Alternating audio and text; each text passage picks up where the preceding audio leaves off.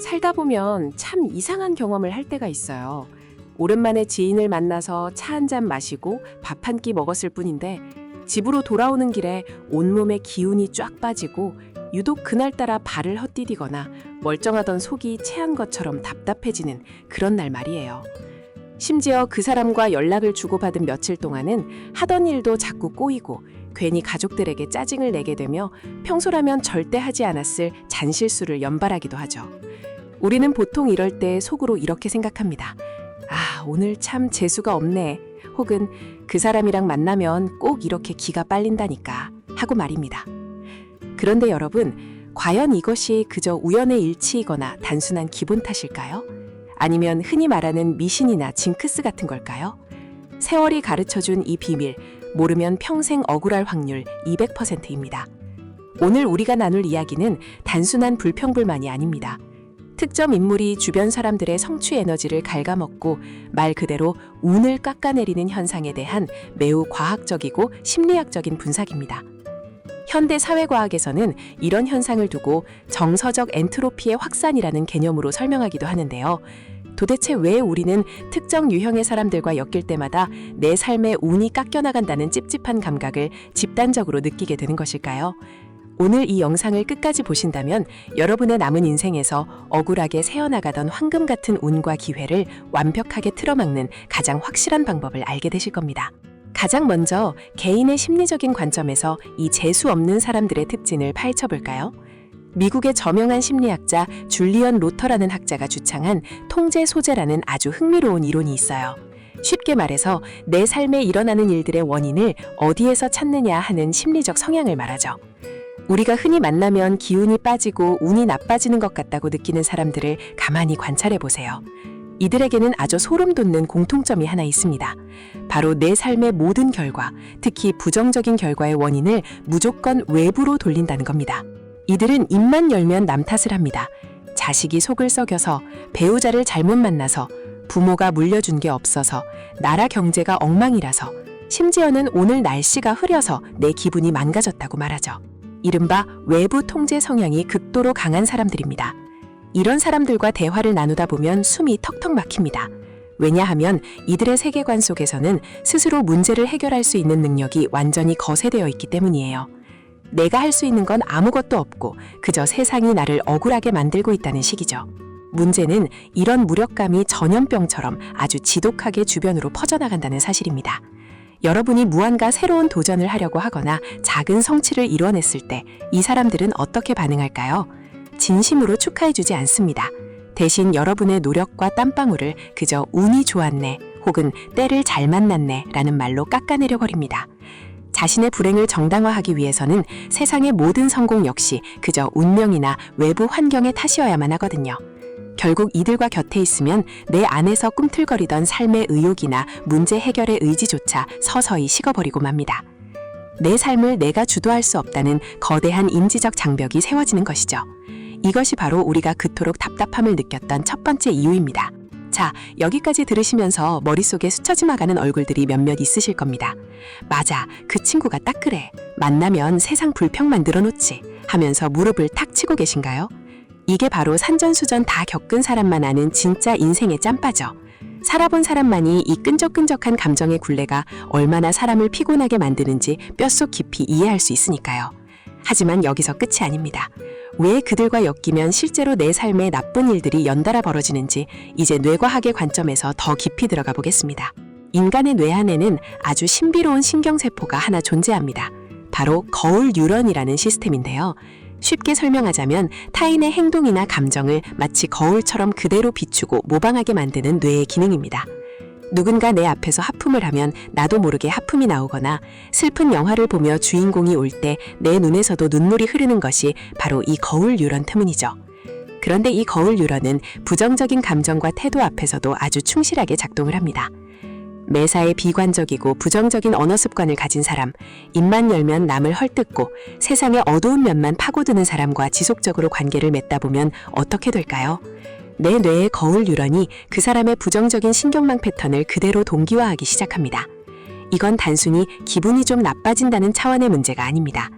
내 뇌의 구조 자체가 서서히 재편되는 아주 무서운 과정이에요. 본래 우리의 뇌는 생존과 발전을 위해 끊임없이 주변 환경에서 기회를 탐색하도록 설계되어 있습니다. 그런데 이런 사람들과 오래 어울리다 보면 뇌의 레이더망이 기회를 찾는 대신 온통 위험 요소와 불평거리를 찾는 데 혈안이 되어버립니다. 아주 좋은 기회가 눈앞에 찾아와도 이거 사기 아닐까? 나이 들어서 이런 걸 굳이 왜 해? 해봤자 안 될 게 뻔해 라며 스스로 걷어차게 되는 거죠. 결국 우리가 말하는 운이 나빠진다는 것은 하늘에서 갑자기 번개가 떨어지듯 불행이 덮치는 게 아닙니다. 내 주변 환경, 특히 인간관계에 의해 내 뇌의 기회 포착 알고리즘이 심각하게 오작동을 일으키는 과정을 의미하는 겁니다. 좋은 사람 곁에 있으면 나도 모르게 웃게 되고 긍정적인 아이디어가 떠오르는 반면 운을 갉아먹는 사람 곁에 있으면 내 뇌가 서서히 시들어가는 것, 이것이 바로 과학이 증명하는 운의 실체입니다. 이제 조금 더 노골적이고 현실적인 이해관계의 관점, 즉 사람들의 뱃속에 들어앉은 심리 기제를 들여다보겠습니다. 우리 주변에는 세상을 이른바 제로섬 게임으로 바라보는 사람들이 있어요. 제로섬 게임이란 파이의 크기는 정해져 있어서 네가 한 조각을 더 먹으면 내가 먹을 조각이 줄어든다는 아주 비대칭적이고 결핍에 찬 사고방식을 말합니다. 이런 사람들에게 타인의 행운이나 성공은 그저 축하해줄 일이 아니라 곧 나의 뼈아픈 손실로 다가옵니다. 사촌이 땅을 사면 배가 아프다는 옛말이 이들의 뇌 속에서는 아주 처절한 생존 법칙으로 작동하는 셈이죠. 이런 부류의 사람들은 겉으로는 대놓고 적대감을 드러내지 않을 수도 있습니다. 오히려 걱정을 가장한 채 아주 교묘하게 다가오죠. 이들은 무의식적으로 혹은 아주 전략적으로 여러분의 성취를 방해하고 에너지를 소모시키는 수동적 공격성을 보입니다. 예를 들어 여러분이 자식 자랑을 하거나 새로 산 물건에 대해 기분 좋게 이야기할 때 어머 좋겠다. 근데 요즘 그런 거 잘못 사서 고생하는 사람 많다던데 조심해. 라며 묘하게 재를 뿌립니다. 혹은 나이 들어서 그런 거 하다가 건강 상하면 어쩌려고 그래. 나는 다 너 걱정해서 하는 말이야. 라며 불필요한 위기감을 조장하죠. 이것은 순수한 걱정이 아닙니다. 여러분이 기뻐하고 에너지를 얻는 꼴을 보지 못하기 때문에 어떻게든 찬물을 끼얹어 여러분의 심리적 자원을 고갈시키려는 무의식적인 공격입니다. 이런 교묘한 비아냥과 깎아내리기에 지속적으로 노출되다 보면 여러분은 알게 모르게 깊은 상처를 받고 에너지를 빼앗기게 됩니다. 심리적 자원이 고갈되면 당연히 일상에서 올바른 의사결정을 내리기가 힘들어집니다. 판단력이 흐려져서 돈을 허투루 쓰게 되거나 사람을 잘못 믿게 되거나 몸에 무리가 가는 선택을 하게 되죠. 이 관점에서 볼 때 남의 운을 갉아먹는 사람들의 행위는 그저 성격이 나빠서가 아닙니다. 그것은 자신보다 잘 나가는 것 같은 상대를 끌어내려서라도 자기 마음의 평안을 얻고 얄팍한 경쟁 우위를 점하려는 아주 치졸하고 무의식적인 권력 투쟁의 일종인 것입니다. 나보다 불행해 보이는 너를 보며 위안을 얻고 싶다는 그 질척거리는 욕망. 이거 모르면 남은 인생 10년은 손해보는 겁니다. 내 피 같은 에너지를 쪽쪽 빨아먹는 감정의 뱀파이어들에게 곁을 내어주고 있는 셈이니까요. 마지막으로 이 현상을 우리 삶의 거대한 시스템과 질서라는 관점에서 바라보겠습니다. 물리학에는 엔트로피 법칙이라는 것이 있습니다. 쉽게 말해 가만히 내버려둔 모든 것은 결국 무질서하고 엉망진창인 상태로 변해간다는 법칙이죠. 청소를 하지 않은 방이 쓰레기장이 되고 가꾸지 않은 정원이 잡초밭이 되는 것처럼 말입니다. 우리의 인간관계와 삶의 운도 마찬가지입니다. 질서를 유지하기 위해서는 끊임없이 에너지를 투입하고 관리를 해야 합니다. 그런데 이 재수없고 운을 갉아먹는 사람들은 우리 삶의 시스템에 끊임없이 노이즈, 즉 소음을 일으키는 주범들입니다. 이들은 아주 사소한 약속을 상습적으로 어기며 타인의 시간을 경시합니다. 남의 프라이버시나 심리적 경계선을 아무렇지 않게 침범하죠. 자기 기분이 나쁠 때면 시도 때도 없이 전화를 걸어와 2시간이고 3시간이고 감정의 쓰레기를 배설하고 갑니다. 내 삶은 이 사람의 감정 쓰레기통이 되어버리고 마는갑니다. 운이 좋다는 것은 다른 말로 하면 내 삶이 물 흐르듯 아주 매끄럽고 최적화된 상태, 즉 최적의 흐름을 타고 있다는 뜻입니다. 무언가를 하려고 할 때 타이밍이 딱딱 맞아떨어지고 만나는 사람들과 기분 좋은 에너지를 주고받는 상태 말이죠. 그런데 이 불청객들은 나의 맑은 강물에 자꾸만 오물과 불순물을 집어던집니다. 흐름이 막히고 썩기 시작합니다. 결국 이들과의 관계를 어떻게든 좋게 유지해 보려고 애쓰는 데 들어가는 감정적, 시간적 비용은 어느새 내 삶의 기회비용을 훌쩍 넘어서게 됩니다. 그 사람 비위를 맞추고 기분을 풀어주느라 정작 나를 돌보고 내 가족을 챙기고 내 노후를 준비해야 할 소중한 시간과 에너지를 다 날려버리는 것이죠. 그렇다면 우리는 이제 어떻게 해야 할까요? 오늘 이 분석을 통해 우리는 아주 중요한 진실 하나를 마주하게 됩니다. 바로 운이라는 것의 새로운 정의입니다. 여러분, 운은 결코 하늘에서 뚝 떨어지는 복권 당첨 같은 요행이 아닙니다.